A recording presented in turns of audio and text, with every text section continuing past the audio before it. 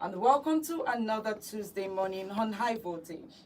My name is Odili, and today we are stepping into a conversation that many families live through, but very few talk about openly.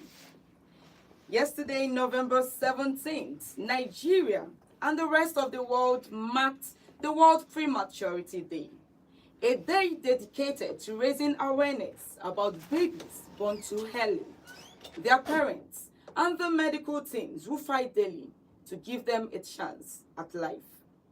Now, even though the official commemoration was yesterday, the conversation cannot be limited to just one day, because every single day in Nigeria, babies are born prematurely. These babies often need specialized care like incubators, the breathing support, the feeding assistance, and above all, they need patience, they need love, they need hope. Now, Nigeria is ranked among the countries with the highest number of premature births globally. And these are not just statistics.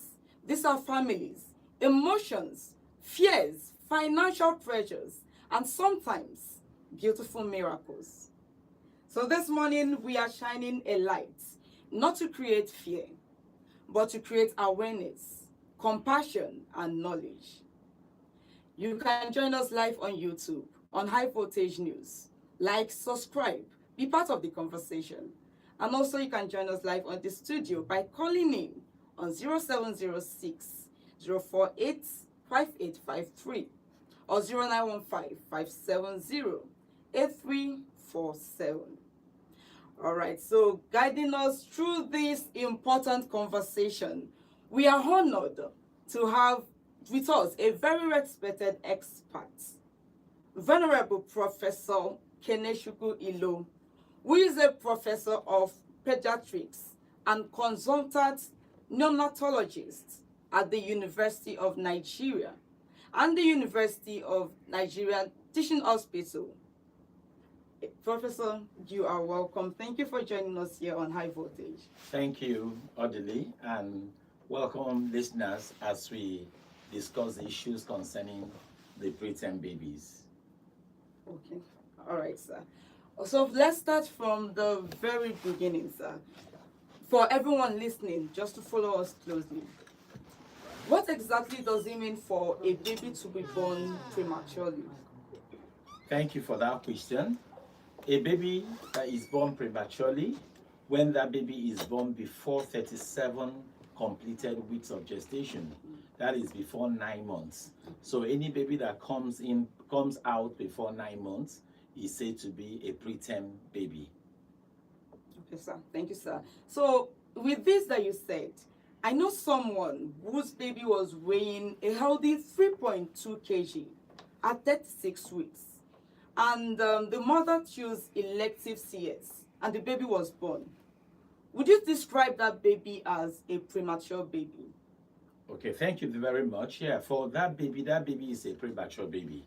Prematurity is actually graded into the extreme preterm when that baby comes before 28 weeks. That's the most preterm baby. And then we have the other one, which will be from the 28 weeks to about 32 weeks. Then that's the very preterm. Then we have those that will be born from the 34 week to before 37 weeks. Those ones are called the near term babies. So once that baby is not up to 37 completed weeks, 9 months, that baby is said to be preterm. But the problems vary because that baby came very close to 10. That baby may likely have less problems than the babies that will come earlier than that date. Okay. Yeah. So does the baby need a special attention? Well, the baby will need some degree of monitoring because the baby was near 10. We'll just need some monitoring. That's not a baby that we're going to discharge immediately. We'll just have to monitor.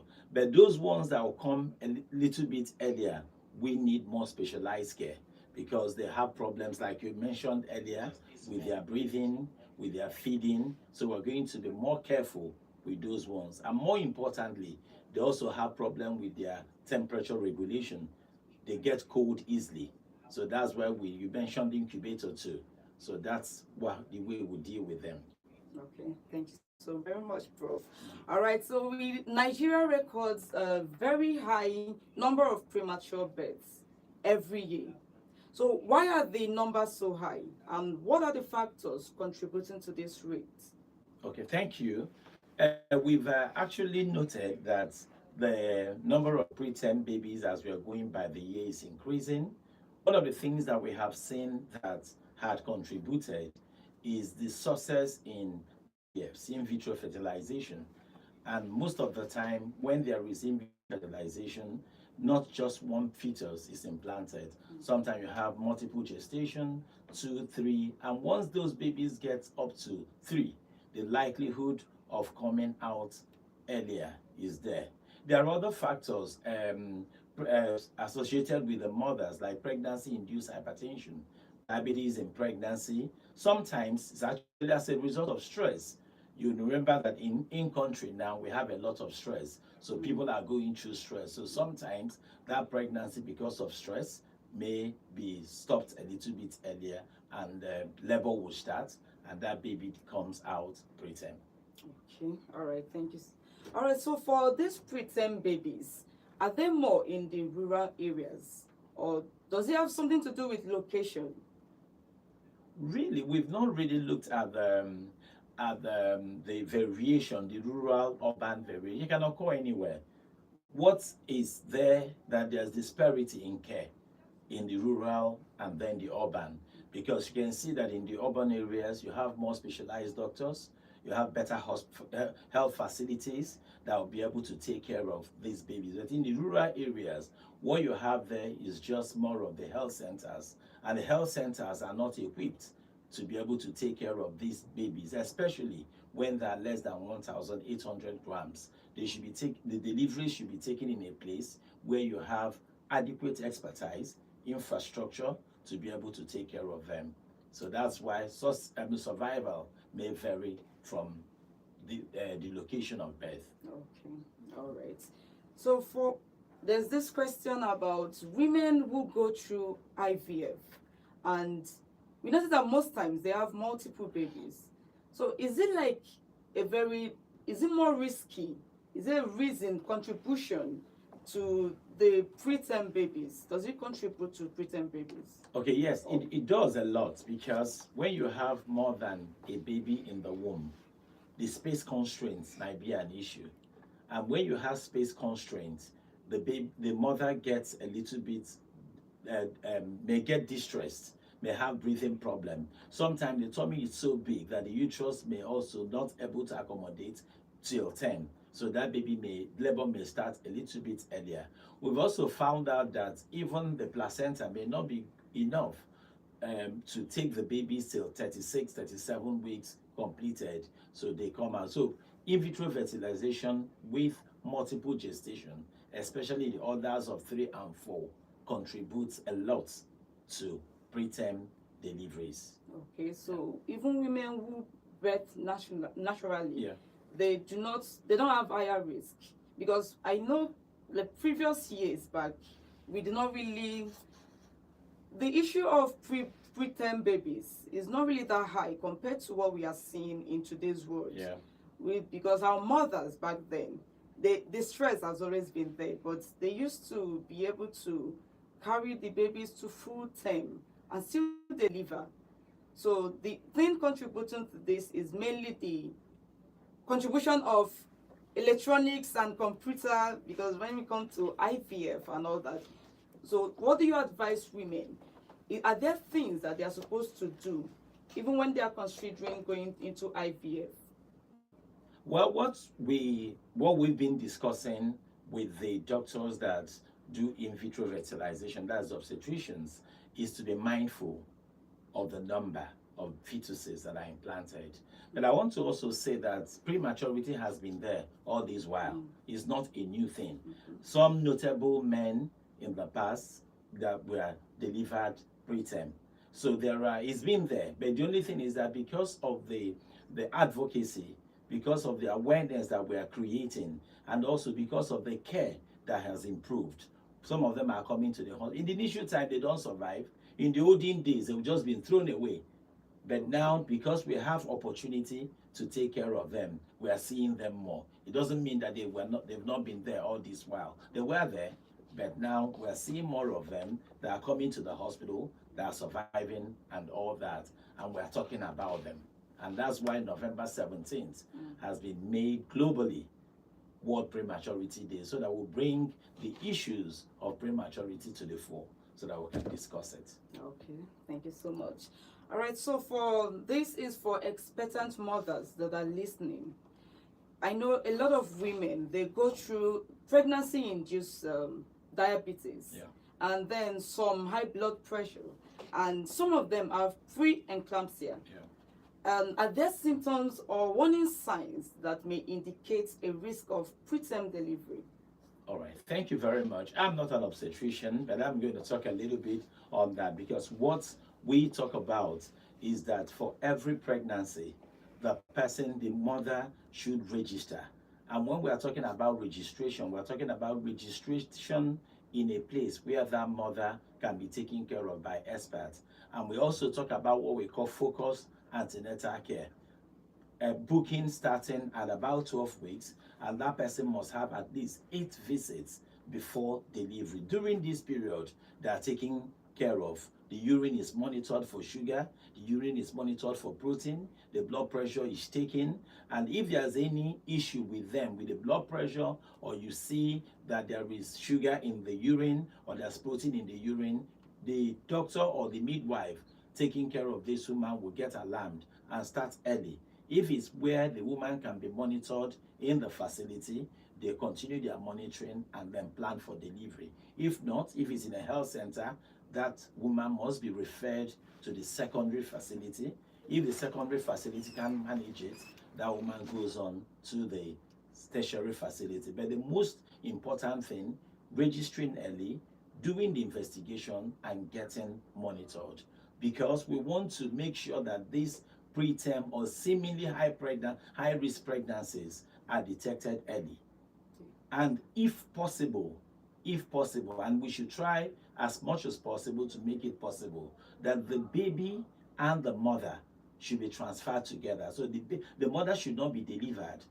The baby should remain in utero and transfer, or in the womb, and be transferred to a place where they can, both of them can be taken care of. Because if this baby is delivered in another facility and transferred to a second one, their time lag, we are talking about starting early, the care for this preterm baby. Sometimes I see babies that come all the way from Nsukka to UNTH. Sometimes they come very cold.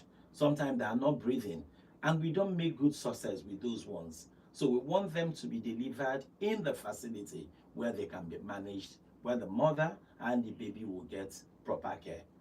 Okay. Thank you. All right, sir. So while you are still talking about the babies, what are some of the most common challenges that premature babies face after the delivery? Oh, thank you very much. One of the, okay, I'll start with mentioning them. One is temperature regulation. They have issue with maintaining their temperature because they are not well developed. The brain, the skin that is able to generate, there's what we call the brown fat that we all have. But these babies didn't have enough time to get their own brown fat. So they're not able to generate heat. So cold, temperature irregularity, hypothermia is the most common problem that we have. The other one is breathing problems. The lungs are not well matured. There are substances in the lung that get on to be developed at about 34 weeks, what we call the surfactants, because these are all the substances that help breathing. Ordinarily, when air gets into the lungs, when a patient breathes in, when we breathe in, the air should come out. So the airway should remain open. But because these babies don't have these surfactants, the airway will close. So all the air that gets in will not come out. So they have issues breathing. They also have issue with feeding. Okay. Some of them don't even have the ability to be able to breathe and swallow. Some, their digestive enzyme is not well developed. They cannot even digest the meals. So we find a way to start feeding them so that we're able to make them, allow them mature, so that when they start feeding, we just gradual feeding, we have feeding protocols for them. So And others, they're enormous, even in the brain. They may even bleed into the brain, what we call intraventricular hemorrhage. So they have a lot. In fact, what I call them is a box of problem. But most of the time, these problems do not manifest. They are there, but if you don't take care of them, if you're not careful handling them, these problems will begin to manifest. They also have risk for infection. And that's why we say that whenever you're caring from a preterm baby, your hand must be washed. Hand washing is the key. You don't handle them anyhow. When you don't need to touch them, you don't touch them. So these are some of the issues that we have with preterm babies. Okay, all right, thank you. So between the boys, baby boys, and the baby girls, who are more problematic, and which one has a higher survival rate? I like that question. It's from what we have seen, the baby girl, the female babies are more likely to survive. They are more likely to survive. The X gene seems to be a stronger gene than the Y. So women are stronger. Yeah, women are stronger, and that's stronger. If after the Bible says so too. So women are quite strong. I mean, the girl babies are quite strong. They tend to survive more than the male babies. In fact, when we have male preterms in the unit, we are more careful because they may slip off our hand. But the female preterm are fighters at that stage. Wow. Yeah. Wow. That's very okay. All right, sir. So beyond this medical care, what about the emotional, the toll that it has, the mental toll it has on the parents, the caregivers? Because many families say that the experience is so overwhelming. So what have you observed, and what are the things that they need to do? I agree with you that there's a lot of anxiety, depression, fear of the unknown associated with preterm delivery. So in fact, there was a baby we managed some years ago. I think the baby is about 5 years now, weighed about 650 grams, not even up to a kilo. Baby survived, we're happy. But we have a program where we called in the mother to come and share her experience. And we saw when she shared that, we shed tears. We were with this woman, and we didn't know that she was passing through all this. The anxiety was so much what she shared with us. So what we do now is that we start early. If we know that a baby or a mother is going to deliver preterm and the woman is admitted in the hospital, or we have opportunity to see her when the baby hasn't been delivered, we start our counseling. We talk to her, telling her what to expect, what may happen, and all that. That has helped a lot. But if we don't get them at that stage, whenever the baby is delivered, we start early. Once the mother is stable, we start talking to them. And sometimes we also involve the nurses, the counselors, to be able to help them. And we support them. We answer their questions. We encourage them. When there are older mothers in the unit that are being managed for preterm, we also get the mothers to be able to talk to them, see what I've been here for 2 weeks, see my experience, see this, see this. So that has but obviously preterm delivery has a lot to do with the it has a lot of mental issues, not just the mother, the whole family. Remember that once the mother is taken out, the father will be the one that will be taking care of the home. He will be coming to the hospital. The children are left alone. So there are lots of distortion of the family. So we are also taking care of that emotion concerning preterm delivery. Okay, sir. All right. So I heard about the neonatal intensive care units. They are very critical for the preterm babies. So how available are these facilities across Nigeria? Well, I can say that at least in all the states in Nigeria, we have a teaching hospital. Some states are lucky that they have more than one. So, and most teaching hospitals tend to have the neonatal unit. So they have ability to do that. Like in Enugu, we have two major ones, ISUT and UNTH. And we also lucky that some private facilities also have places where they care for the newborn. The degree of care or the intensity of the care might vary, but there are places. But what we ask is that once you know that your facility will not be able to take care of that baby, depending on the degree of prematurity, escalate to a higher center. So that's what is happening. But more needs to be done. Even in those centers that we have, the equipment is not top notch. We still need more equipment to make the place more functional. Some don't have ventilators, some don't have enough CPAP, some don't have enough phototherapy units and all that. Even space constraints. Some are so small that they cannot take many babies. So we're trying to see, even advocating to government and philanthropies to look into that area of preterm management and the intensive care units for the preterm. Okay, sir. All right. So even for, because you mentioned something about the women in the rural areas when I asked the question. Now, for those that are, we know that the financial burden can be a lot. So how are they going to cope? How do they cope about, like, aside transferring to this side, to the urban areas? What are the things that they are supposed to be doing? It's not even just for the women in the rural area, even those in the urban area. Okay. The care of the preterm is intensive. It requires a lot of finances. The financial burden is so much. In fact, what I call it, most of the women spend out of the family spend out of pocket. So out of pocket expenditure for preterm care is catastrophic. So it's so much. So what we do now, the government is trying, those in NHIS or insurance scheme, those in insurance scheme, there's more funds for that now. So we're getting some being taken care of by the insurance companies. Also, there's a program the government is running, what they call the comprehensive emergency maternal and newborn care and the basic maternal newborn care. So those are the funds that government has put up for emergencies. So women that fall into that group, they are taken care of, and the babies are also taken care of. So government is doing a bit, but it's not enough. We need more. We always Oliver Twist asking for more. Are there something happening within the system? Yes, we can acknowledge that things are happening, but it's not enough. The rural area is a different keg of powder because they don't even have much. So coming to the UNTH sometime, they come with nothing. Philanthropy sometimes also come in to pay some of the bills. I talk to some of my friends, oh, I have this baby in the newborn that has been there that we have even finished managing. I can't pay the bill. So people come in from time to time to help settle bills of these preterm babies. So it's quite a financial drain on the families. All right. Thank you so much, Prof.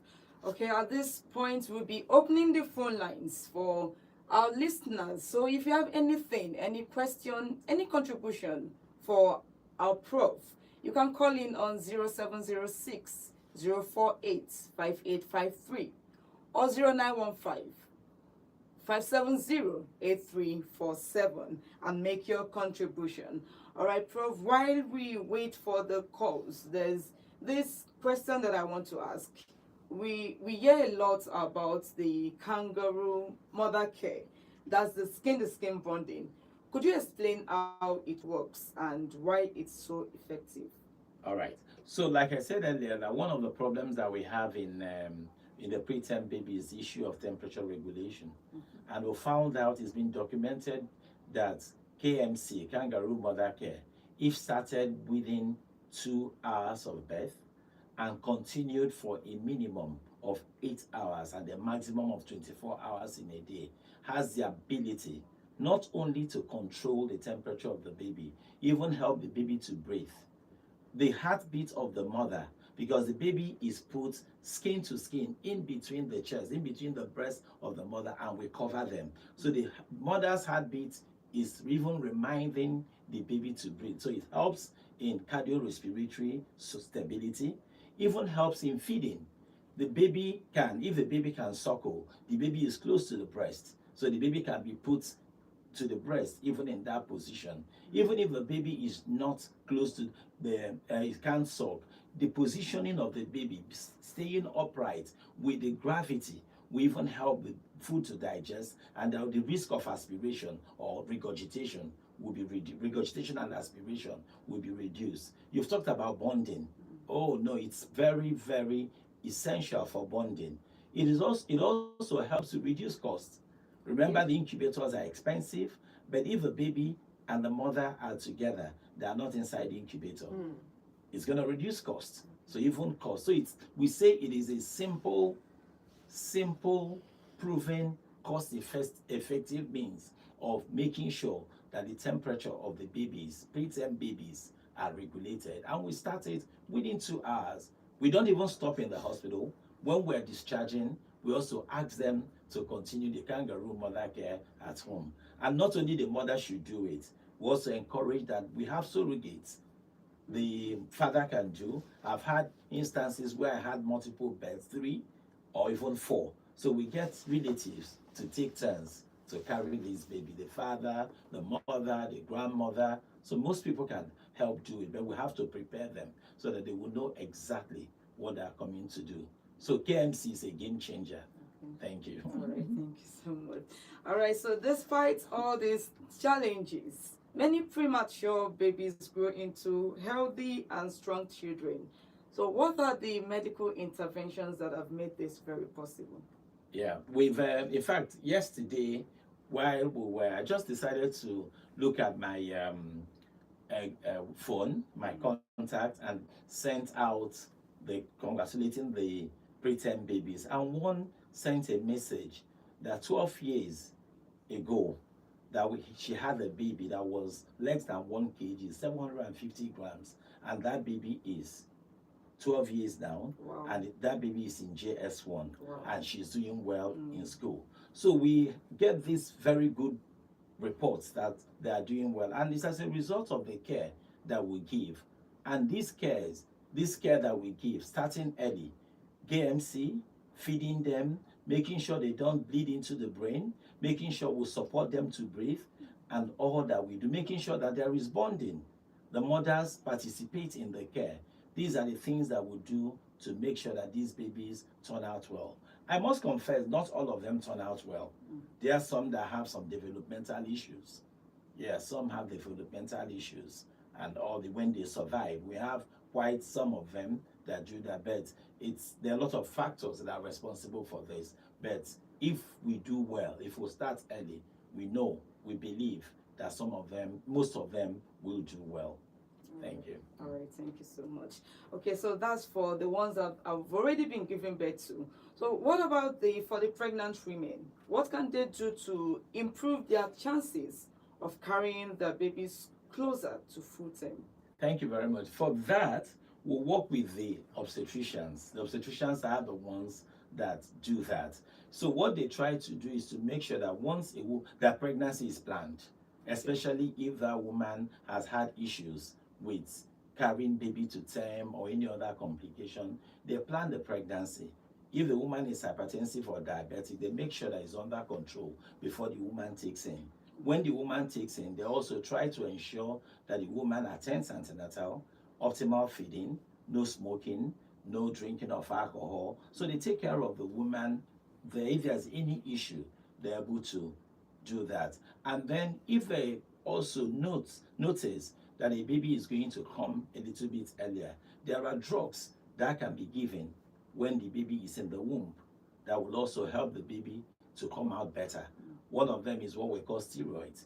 There are tocolytics. There are a lot of things that can be done. So when these things are done, when the baby is still in the womb, even if this baby come out premature, the chances of survival is higher. And then, like I said earlier, counseling. When we prepare the family, when the baby is still there, they tend to have very positive outlook, because those positive outlook help us a lot for them to go through this stage, and they support us that are working in the newborn unit to do our work. Okay, sir. All right, thank you, sir. So for these pregnancies, what is the effect of alcohol on the pregnancies? Oh, it's enormous. We know that alcohol affects the babies. They may make them come preterm. Those that don't even come preterm, there are something we call fetal alcohol syndrome that the babies may have. So it's something that we advise women not to take when they're pregnant. It's not advisable to avoid it. If you want to take it, wait until that baby is born, so that the unborn baby that is coming out will not be harmed. All right, sir. So for the pregnant women still listening, are there drugs that they should not take as pregnant women? Are there? What we commonly advise is that for any drug that any pregnant woman should take, it should be prescribed by a qualified person Okay. taking care of that baby. And there are two qualified persons that take care of, taking care of the pregnancy. And there are two of them, two group of them. The obstetricians working with the midwives. Okay. Just make sure you're going to the right place and you register for antenatal. Take your drugs as they are being prescribed. Don't go to buy anyhow drugs from places. Stick to what your doctor or what your midwife is giving you. Thank you. All right, sir. So some of these pregnant women, they take traditional medicine. Yeah. Is it very right? Is it okay? Absolutely wrong. Like I said, stick to what your doctor is given or what your midwife is given. Okay. Don't just take anything. Those concussions, they not only cause issue for the baby, they may also cause issue for the mother. Some of them may damage the liver, some may damage the kidney and all that. So there's no need to go out of your way. Some will tell you they're taking it because they want their baby to be small. That's not true. Babies will get big if they want to be big. Those that will be small will be small. So don't take anything that will harm your baby or even harm you. All right. Thank you. All right, so we have calls coming in. Let's just take this call and hear what they have to say. Hello, good morning. Good morning, you are welcome. Please, your name and your location. All right, do you have questions for our prof? Mm.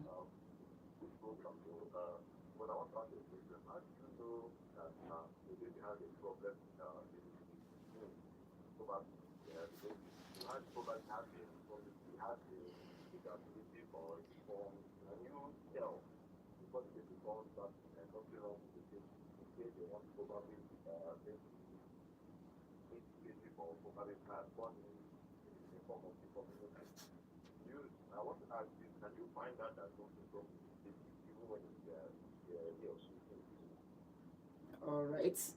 All right, thank you so much. All right. Thank you very much for that question. Yes, there's something that we call prenatal diagnosis, diagnosing illnesses while the baby is in the womb. There are lots of them, but the commonest that we do in this environment is ultrasound scan. There's a special scan that we call anomaly scan. Anomaly scan, that's a scan that takes time for you to go through all the systems of the baby to diagnose if there are structural abnormalities, those that you can see in the body. But then beyond that, there are other abnormalities, the chromosomal abnormalities and other that you may not be able to see. Those ones, if they must be done, there are specialized tests that will have to collect part of the baby or part of the house of the baby. Either will collect the amnion, where the baby is housed, or even collect the blood of testing. But the commonest that we do in our environment is the scan. And it's not just scan to know the weight of the baby or the position of the baby. It is called anomaly scan, and it takes time for it to be done. Okay. All right. I hope the question has been answered. We'll still take more calls. Hello, good morning. Yeah, good morning. Your... My name is Victor. I'm calling from England. All right, please go ahead. Please, I want to ask, all these children that have something like death and dumb or convulsion, what is it called? Is it from the womb or from where? Or when they give birth to them, then still started happening to them? Or is all these village people that are doing that kind of thing? Some children have deaf ear, dumb ear, and convulsion and so forth. I want to ask that question. All right, thank you. Thank you for the concern that you have about children that are abnormal. Well, those abnormalities can be as a result of something that happened when they are still in the womb. It can also be as a result of things that happen when they are born and after they are born. Let me talk about the commonest one that we have, or some common ones that we have.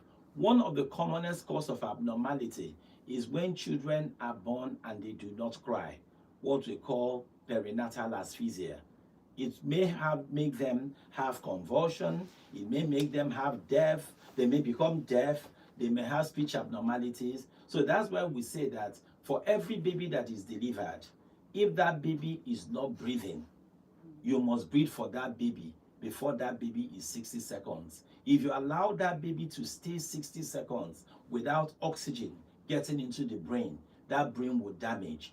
And that damaged brain will result to a lot of complications, like some of the ones that you have mentioned. Another one is jaundice, yellowness or yellowish discoloration of the body. Jaundice is one of the commonest cause of such abnormalities, and that's why we say that when a baby is jaundice, that baby should be managed well. We don't use sunlight to manage jaundice. It's not managed under sunlight. There's a specialized light for jaundice management, and it's called phototherapy. And it's not even every jaundice that will be managed well with phototherapy. Sometimes we even get beyond that to start managing them with exchange blood transfusion and other things. So they should be managed in centers where they have things. Then infection can also cause that. Like I said, there are some congenital abnormalities, those that are born with. Syphilis can give us some issue, rubella can give us some issues. But what is more important is that this woman should register in a place where that pregnancy will be taken care of, where that baby, if delivered, will also be taken care of. When delivered, not if, when delivered, will be taken care of, and after delivery will also be taken care of. Okay. And well. All right. Okay, so when you were talking, you said something about that a baby needs to breathe for 60 seconds. If not, the mother has to breathe for the baby. No, somebody, the health worker. Okay, yeah, the so health worker. How do they do that? We have a specialized equipment for that, what we call the bag and mask. So we use our bag and mask or ambo bag to breathe for the baby. So we don't waste time suctioning the baby. We don't waste time slapping the baby. What we see in most places that they spend time suctioning and slapping babies when they are not breathing. When they now bring the baby to us, within few hours, the baby start having seizures. But if you help this baby to breathe and do the right thing that you should do, then baby will do well. Okay, thank you so much, Prof. All right, so these children, can they have syphilis? Is it possible for children to have syphilis? Well, children can have syphilis, but when we are talking about syphilis affecting the baby, we are talking about the mother, the mothers having that. So what we call congenital syphilis, congenital rubella, is just on the mother. But any illness can happen to anybody depending if that person is exposed to such an illness. Wow. So how do they manage it? No, we have drugs for that. Okay. We have drugs for that. All right. So you're still listening to Vote 104.3 FM. If you still have contributions, if you have questions for our prof, you can call in on 0706 048 5853 or 0915 570 8347. All right, Prof, based on your experience, what do we need in Nigeria, like at the government, the hospital, the community level, to improve the survival rates for premature babies? Yeah, thank you for that question. What we need is for everybody to join hands together to do their own part. For the government, they are the custodian of the healthcare system, especially in the federal, state, and the primary healthcare, federal and state government. They should provide adequate infrastructure. They should provide the equipment that we need. They should provide the drugs that we need, all that we need, if they give it to us. And also, they should also pay well for the health workers to be motivated to do their work. On the part of the health workers, we should also work together as a team. We need collaboration. The obstetricians, don't just think of the mother. Think of the mother and the baby. Because you have two persons that you're managing. Get in the pediatrician, the neonatologist on time to take care of the baby while you are taking care of the mother. If there are issues, get advice from those that will manage that baby so that we'll work together. For the midwives, the same thing. For the neonatologist and pediatrician, we also need to be more aware, more alert to the plight of these ones. Like I said, the theme for this year is starting early, a good start. Once we start early and we start goodly, we start well, these babies are going to have what? A bright or a brighter future or a hopeful future. All So right. collaborative teamwork, that's what we need. Okay. All right. So let's take this call. Hello, good morning. Okay, we lost that call. Please do want to call back on 0706 or 0915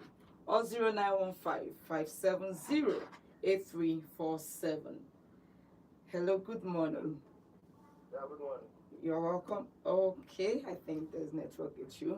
All right, you can call us back. So, Prof, for the parents that are listening, who may have currently have a premature baby in the hospital, what is the message of hope that you would like to give them? I can see that you are wearing purple. Thank you. World Prematurity Day is a day of hope and compassion. And we normally tell them that some people have gone this route and their babies are doing well. Let them be hopeful. Cooperate with us, the health workers, to see that they make it. We'll do our bit. We provide care. Is God, the Almighty God that heals. So let's all be hopeful that these babies will come out good. We've had very good successes. We've had even in Nigeria, despite the challenges that we have. Some in Nigeria, for example, the survival or the age of viability is 28 weeks. That means anybody born below 28 weeks is regarded as pre-viable or an abortus. But here we're sending home 26 weekers, 27 weekers, and they're all doing that. Why the number of them are doing well. So for mothers, be hopeful. Nothing is lost. Let's see what God will do for you. Thank you. All right, thank you so much. Let's take this call. Hello, good morning. Yeah, good morning. Okay, you're My name is Peter. I called back. all right. You're listening? Please, I want to ask, this maternity around us, is it advisable to go there and women to give birth there?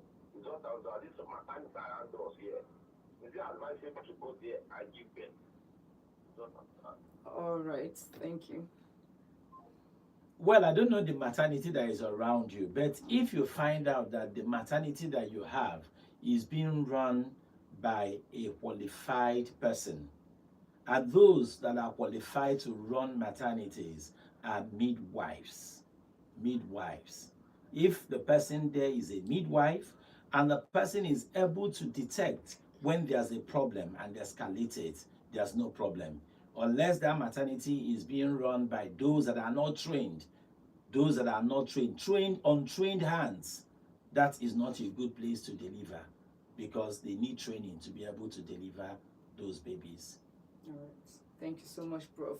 All right, lastly, want to ask, what are the community health workers, the NGOs, the extended family, what are the roles they have to play in supporting preterm babies and their parents? Well, it's all about teamwork. Coming to be with them when they're in the hospital. If you have, you can also help them out financially.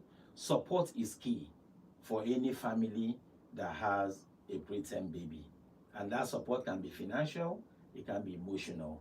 As much as you can give out to help them foot this bill, that will help. For us in the hospital too, we also encourage donation. Come visit these hospitals, ask for the newborn units, ask them what you can do for them. That these are the tiniest babies that we have. Help, help, help. We'll be glad if you do so. All right, thank you so much. Okay, Professor Ilo, thank you so much for your time, for your insights, and your dedication to this important field. We truly appreciate it. Because of time, we will be rounding up this morning.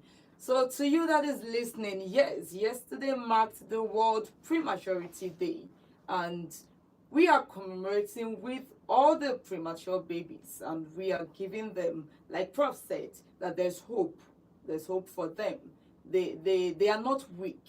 They are fighters, people that are fighting. So thank you so much, Venerable Professor Keneshuku Ilo, for joining High Voltage. And as we close today's conversation, let's remember that the Fight for every breath and every heartbeat and every tiny milestone. It's something that we all should put hands together and ensure that these babies survive. Yes, that they survive. So no warrior fights alone. None of them fights alone. We need informed parents, and that's why there's this movement that Prof is doing to inform everyone of what they need to do. So World Prematurity Day has been marked yesterday, but awareness continues today, tomorrow, and every day a child arrives early into the world. Thank you for listening. My name is Odeline. Mental. Okay, it's a wrap. One in that one in on. I'm a rapper, Yakano. I'll get it. I've got it too loud. Okay, if you know it covers so that I won't any escape. Okay, I sent you for a program. I didn't see go. Oh, program, we see. I'm going to continue all on. Thank